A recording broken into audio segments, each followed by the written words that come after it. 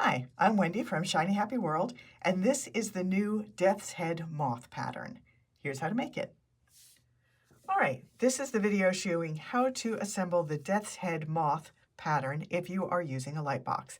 I'm actually going to make a Death's Head butterfly, which is a thing that does not exist, but I already made one in traditional, like realistic moth colors, so this is going to be showing you how you can use the same pattern and really just go crazy with the colors because there are so many moths and butterflies and they're all beautiful in all different colors.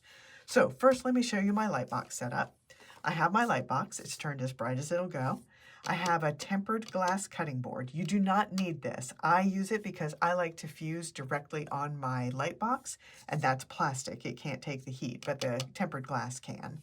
I've got my placement guide, and I have a clear silicone sheet. I have all of the pieces cut out and ready to go. That means I took their templates and I fused them to the wrong side of the fabric. I use Heat and Bond light fusible adhesive for all of my quilts. And then I cut out all of the pieces on the solid line. All of these dotted lines you can ignore. Those are placement guides and they're there for people who are not using a light box. So this has got a lot of pieces, lots and pieces. We are going to start with piece number 1 because the numbers tell you what piece is what, but they also tell you in what order you're going to lay them down. So we're going to start with piece number 1, which is this lower wing. And then piece number 2 is the wing on the other side.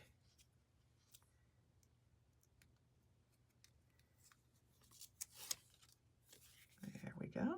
And then we're going to do some of the little markings on those wings.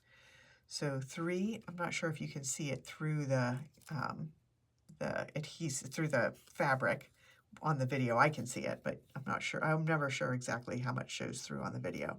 But 3 and 4 are these kind of wiggly pieces. So there's 3. And then 4 goes over here.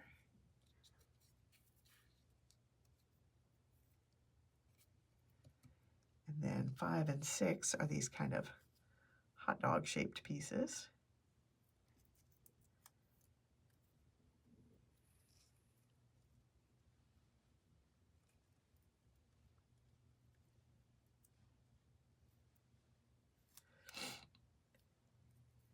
Now I'm going to take advantage of the fact that I'm using a light box, and I'm just going to quickly tack all those pieces in place so I don't accidentally bump them while I'm doing some of the other pieces.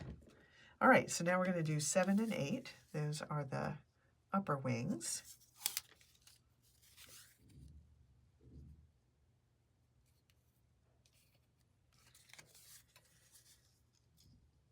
And they have no other markings on them.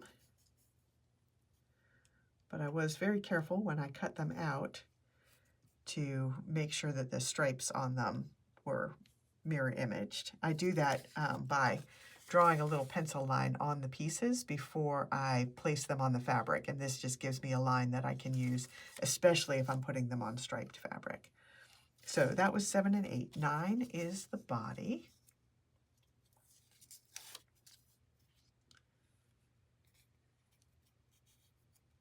And then 10 is the skull.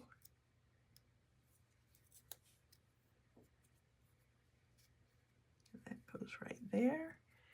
And then 11 and 12 are the itty bitty eyes on the skull. I could leave them off. I managed to cut this on fabric where I got the skull eyes actually centered on there, but I want to show you that you can actually outline those tiny itty bitty pieces. But you could certainly leave them off if you want to, especially if you're not making the realistic Death's Head moth, if you're making a butterfly like this. There we go.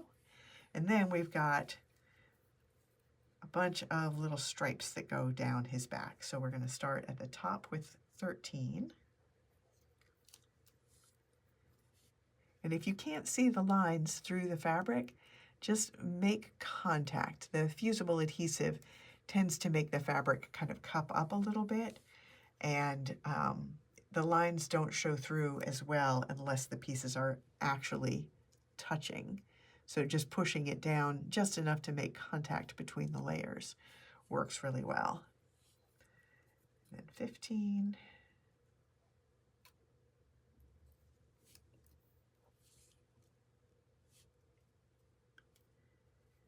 And then one more, 16.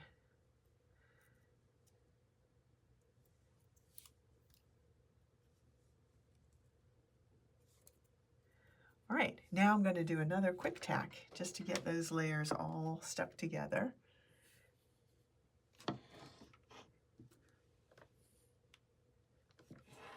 Let that cool for just a second.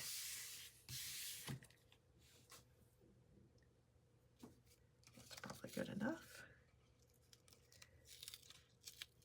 You want to be careful when you're peeling it up, especially if it's still a little bit warm.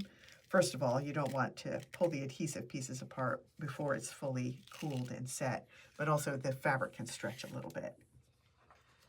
Now we're going to put it on this pretty sky fabric. Let me delint that a little bit before I fuse something on it. All right, so the moth quilt, I'm setting everything up very formally centered like that, but for the butterfly version, I'm tipping them all sideways so that they look like they're kind of fluttering through the quilt, just to show you two different setups. You can do either of them either way. And now I'm going to do the permanent fuse. This is going to take longer, so I'll fast forward through it. Okay, so that is ready for outline stitching. So I'll bring it to my sewing machine, I'll do all of the outline stitching, and then I'll bring it back here and I'll show you the finished butterfly version and also the proper version in moth colors. And I'm also going to show you a Franken moth that I made where I mixed and matched some of the pieces from different moth patterns. All right, here is one finished death's head moth made in fairly realistic colors, but I also made a death's head butterfly. There's actually no such thing as a death's head butterfly, but one of the things that I'm doing with this whole collection of moth patterns is also making them in bright fantasy butterfly colors, just because I wanted to show you that the same pattern can be used in lots of different ways, so you can get lots and lots of use out of your just one pattern. So this is Death's Head Moth made in bright, cheerful butterfly colors on a daytime background, blue background. But I wanted to show you one more thing, because I'm designing all of these moth patterns so that you can mix and match all of the pieces. So you can combine different wings, different bodies, different markings, and make all kinds of different Franken butterflies and Franken moths. So this one is a Franken moth that I made with pieces from just two patterns. This is made using the Luna moth and also the elephant hawk moth. So this is just one possibility using just two patterns, but if you get a couple of the moth patterns, you're going to have a lot more pieces to work with. And then there's also going to be a collection of 10 butterfly patterns. So then you're going to have all kinds of pieces because they're all going to be designed to work together. So all of the sizes and things will work and combine in different ways. But I just wanted to give you a little peek at that to show you different ways that you're going to be able to use these pieces. But this is the Death's Head Moth pattern. You can get it at Shiny Happy World. I'm Wendy, and I will see you next time.